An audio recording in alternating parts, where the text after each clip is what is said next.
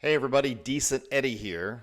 If you're seeing this, it's because preseason is over and the NFL regular season is just a little ways away. Now, I don't have any game information, any news information to read from here, so this is unscripted stuff. None of you, well, except for maybe a few of you who actually know me in the real world, know what I do like by the numbers when it comes to NFL stuff.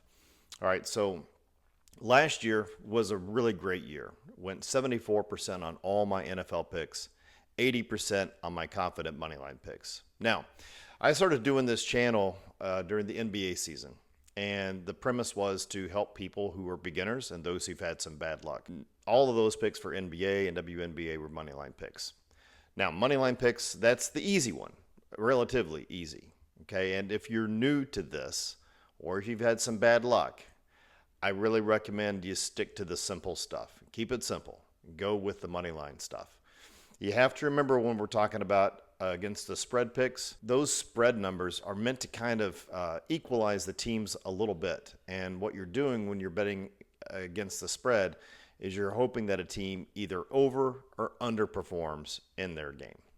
Sometimes the market gets it way wrong. Sometimes they're pretty close. But the only thing you're trying to do when you're doing against the spread is betting on some team just blowing expectations out of the water, either to the positive or the negative. So 74% for all NFL picks, I'll admit, I mean, that's a fantastic year. And it's a little bit of an anomaly. I am personally happy if I can get 65% on all picks. If you do a little bit of research, you'll see that most professional bettors, their break-even point is around 53%. So if I'm at 64, 65%, hey man, I'm good with that for all picks.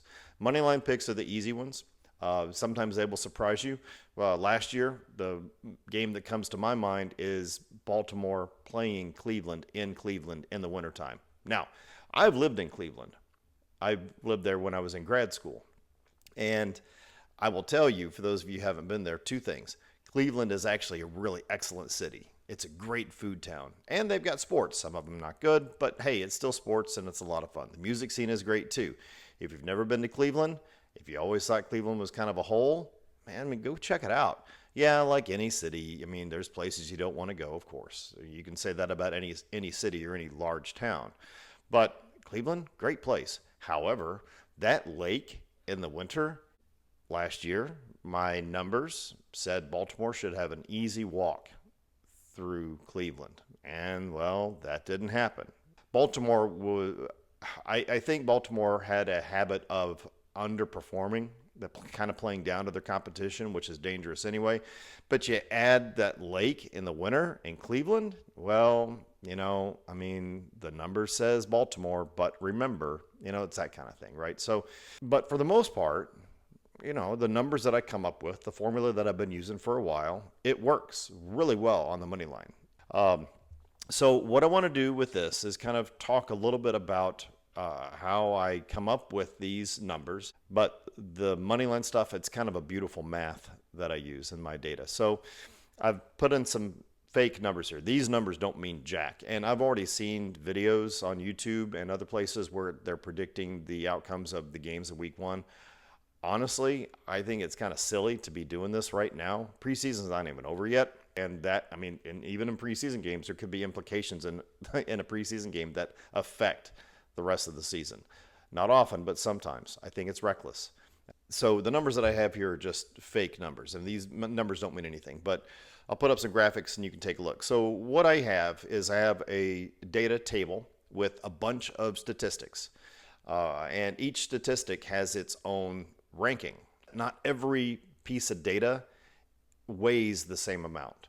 Some stats are more valuable than others when you're trying to determine an outcome, a probable outcome of really anything, especially in sports. So yards after catch, then that's a statistic. Does it mean as much as total yards? Oh, I don't know. Well, I'm not going to tell you, but I mean, there is a difference, right? There's a formula to kind of whittle out what weight those stats should get, right? Okay, so anyway, looking at just this one example, I've got Dallas and I've got Philadelphia. You'll see scores beside those. Those are my weighted Eddie scores for each individual team. It'll change from week to week. And then underneath that, you'll see diff. Diff means differential. All right. And then you'll see a number next to that. It's 18. So in my number system, lower is better. So we can see Philadelphia has a green highlight and the number beside it is 1.5. 1.5, that's really excellent. Kind of hard to get better than that. 1 is the highest number you can get. And you see Dallas's number of 19.5, kind of below the middle. So what you do to get my differential is really easy, just subtraction. After all that data, after all that compiling of information, it just comes down to two numbers.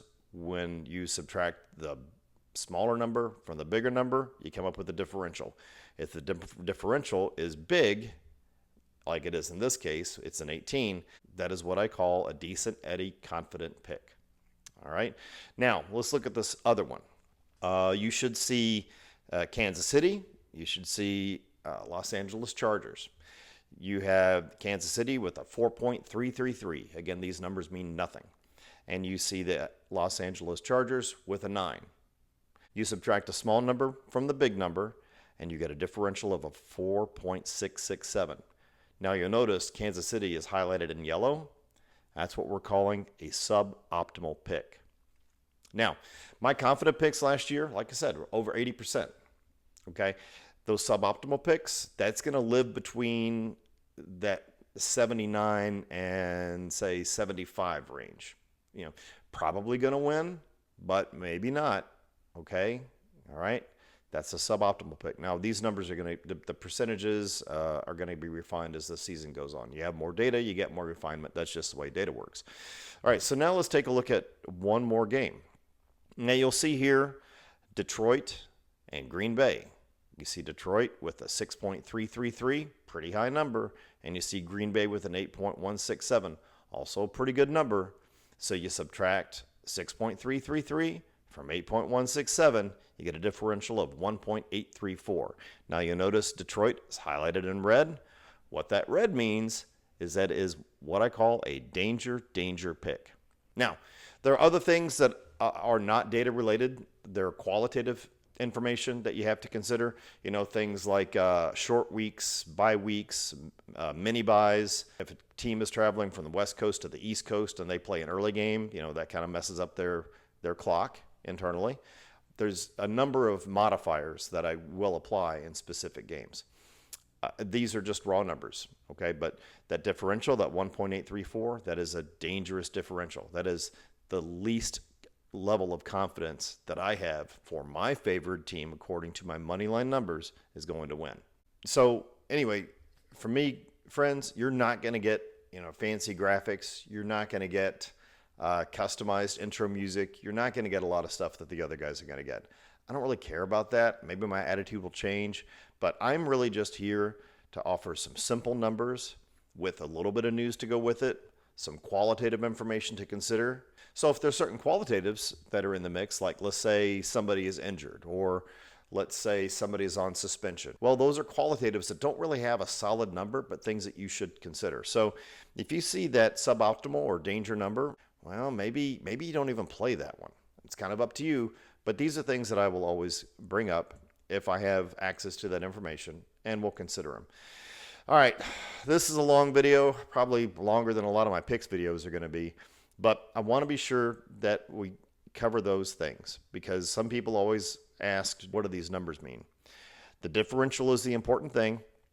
If the number is big in the differential, that means my favorite pick is more likely going to win than not. If the differential is small, that means it is a dangerous pick. Maybe consider other factors, whether or not you want to take that pick or not on the money line.